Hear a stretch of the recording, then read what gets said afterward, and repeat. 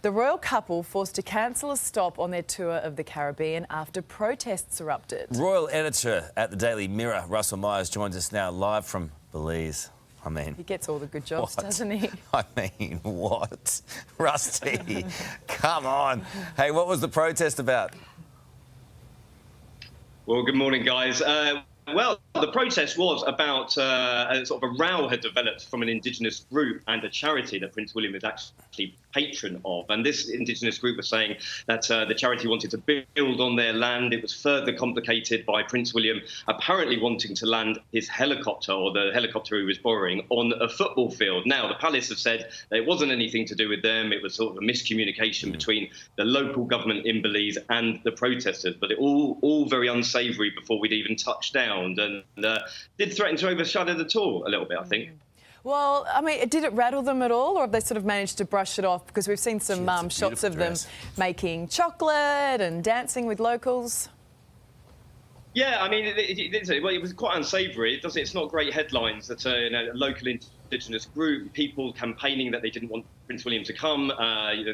You've just seen the banners there. Prince William, get off our land. It was all a bit fraught. However, they've sort of thrown themselves into it. They were dancing around, a bit of dad dancing, I think, from Prince William today. But Kate did steal the show with some local people. They went to a cocoa farm, tasting some of the local delicacies, and like I said, throwing themselves into it. The people loved them in this wonderful place called Hopkins, which is known for being the happiest place in Belize, and they were certainly spreading the cheer. There they go. Look at them. I mean, Prince William. It's a bit disastrous. No, I don't reckon it is. I reckon he's actually got more rhythm than... Look at him go there, just really winding up the hips. Gets that from his dad. Have they been accepted mostly in a really favourable way, though? Because there has been a bit on. Well, it's difficult because the realms that we're visiting on this tour that have a relationship of going back obviously decades with the royal family. But of course we had Barbados leave, go out on their own, become a republic just in November, and there is a certain pressure here on William and Kate because everybody does love the Queen. You go to these places in the Caribbean and there's such an affection for her, but unfortunately, she won't be around forever. And will that change people's hearts and minds? And I think that the royal family do actually quite feel that. So there is a lot of pressure on William and Kate, I think. And how is the Queen going? Because I know that there are reports that she's finding it very difficult to stand for long periods of time. But she is determined to attend the Duke of Edinburgh's memorial next week. That's going to be pretty tricky for her.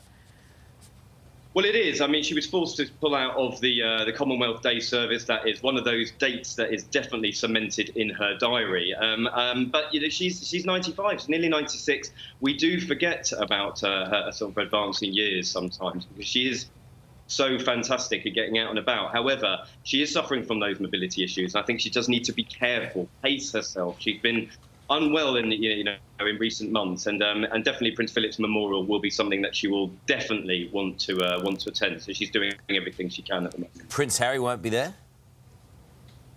No, he won't. I mean, he's definitely on a bit of a sticky wicket because he has taken the British government to court about his security, and he's claiming that it's too dangerous to come to the UK to bring his family back with him. But I mean, it's a frankly ludicrous argument because I mean, he's going over to Europe. He'll be at the Invictus Games, which is a fantastic event that's been delayed for a couple of years, and won't be able to come over and see his granny and the rest of the family. So he's backed himself into a corner, unfortunately, and it's not a good look. Do you think the Queen's ever going to get to meet little Lilibet, their daughter?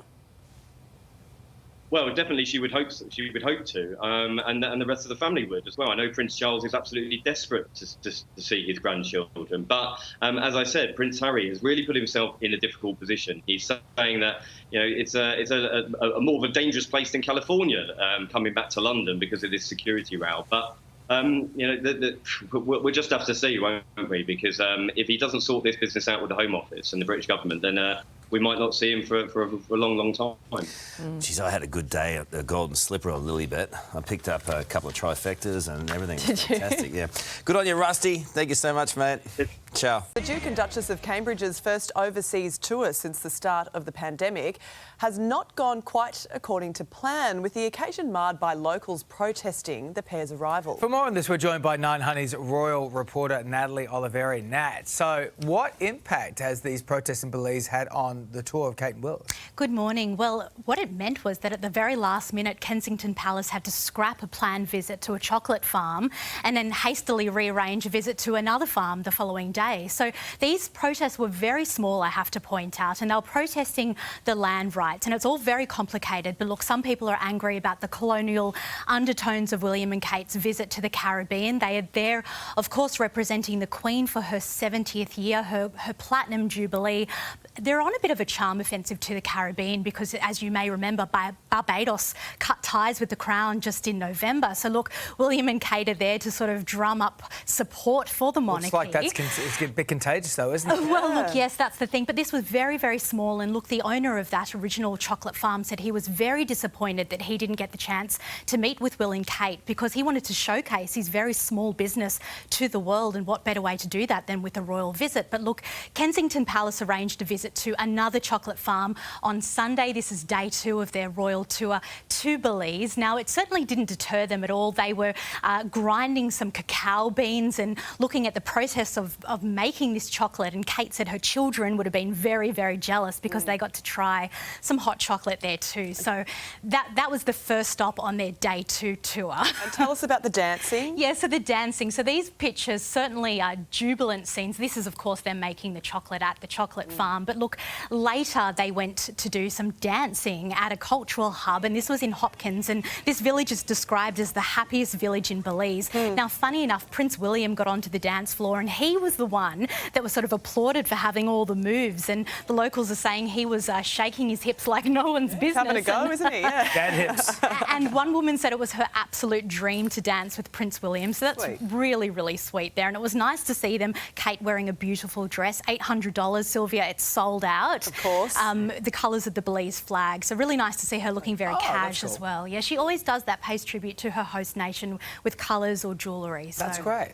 So in other news, royal aides are apparently planning a military-style operation to ensure that the Queen's attendance at Prince Philip's memorial service, because she has been cancelling a lot of things recently. Yes, so that's right. There are a little bit of concern around the fact that she might not actually be able to attend Philip's memorial because of these mobility issues she has suffered of late. Now, there are a number of ways that the palace is looking at getting the Queen to Westminster Abbey with as much comfort as possible and also with as much dignity as possible. They don't want any photographs of the Queen walking in and out of Westminster Abbey looking really frail. So look, I'll run through the options. There is one that said that she could arrive by helicopter. That would avoid the long drive from Windsor Castle to London.